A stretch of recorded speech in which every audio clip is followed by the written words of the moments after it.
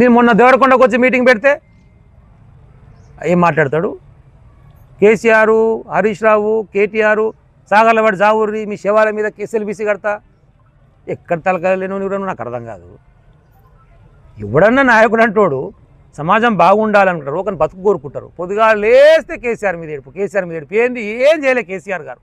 మొన్న అలా వ్యవసాయ క్షేత్రం ఉన్నటువంటి ఊరు 20,000 ఏదైతే ఉందో ఆడ ఏకగ్రీవం చేసుకొని సర్పంచులు వార్డు మెంబర్లు పోయి దండం పెట్టి వచ్చారు సార్.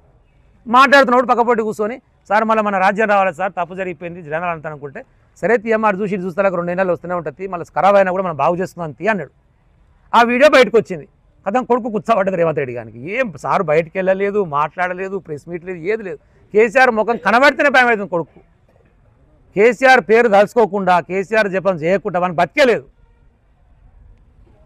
అభివృద్ధి కార్యక్రమాలు చేయాలంటేనేమో చెయ్యవు, బిల్లులు ఇయ్యరా మా పాత సర్పంచ్ కంటేనేమో ఇయ్యవు. ఇప్పుడు ఏదో సమ్మిట్ అని పెట్టిండు, గ్లోబల్ సమ్మిట్ అని నిన్న పెట్టిండు. దాంతో ఏం ప్రయోజనం జరిగిందో, ఏం పెట్టుబడులు వచ్చినా ఇప్పటివరకు చెప్పలే.